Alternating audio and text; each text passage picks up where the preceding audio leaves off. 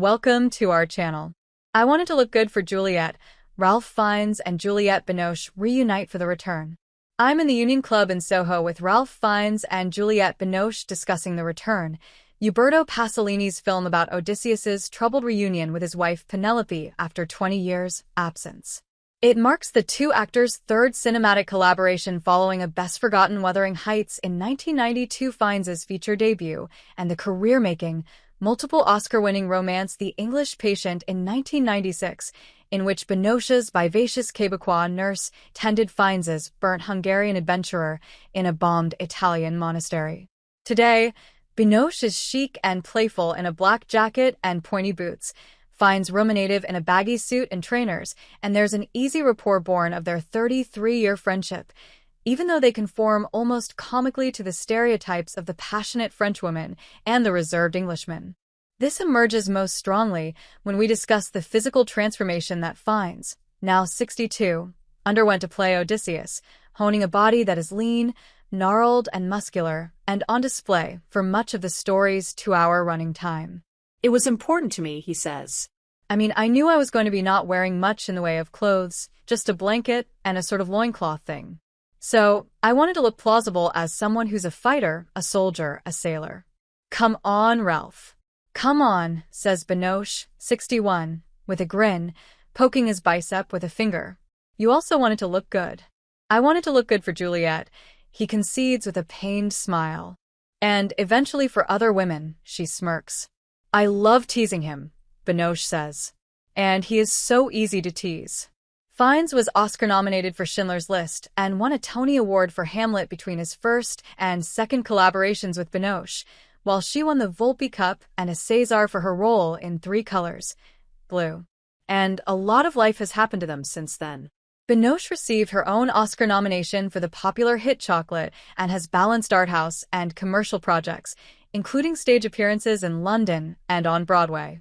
This year, she will chair the jury at the Cannes Film Festival. Fiennes became Voldemort in the Harry Potter movies and M in the James Bond franchise, directed a brace of feature films, and continues to return to the stage.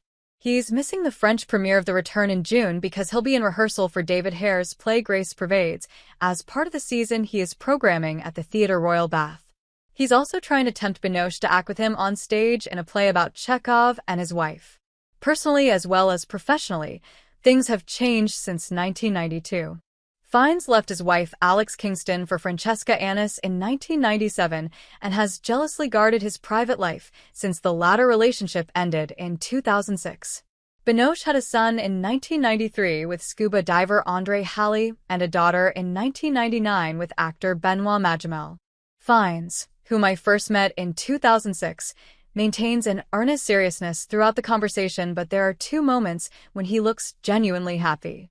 Once is when he recalls the cheat meals that his trainer, Dan Avasilkai, allowed him once a week during his punishing 5-month training program for the film of weightlifting and low-fat meals. He'd be tough on me all week while we were shooting in Rome, and then on Saturday, he'd say, now we go for gelato. The other time Fiennes looks cheerful is when discussing Binoche. We did Wuthering Heights and became good friends, he says warmly. Working with her on The English Patient was an extraordinary experience, seeing her always alert and present, always going deeper, always open to the moment.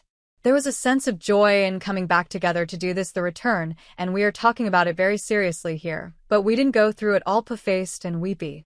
We laughed a lot. As you get older, you realize how fragile and unpredictable the film business is. So it's a thing to celebrate, that you're with someone you love and respect in a project with two extraordinary parts and a director who's got real integrity and intelligence.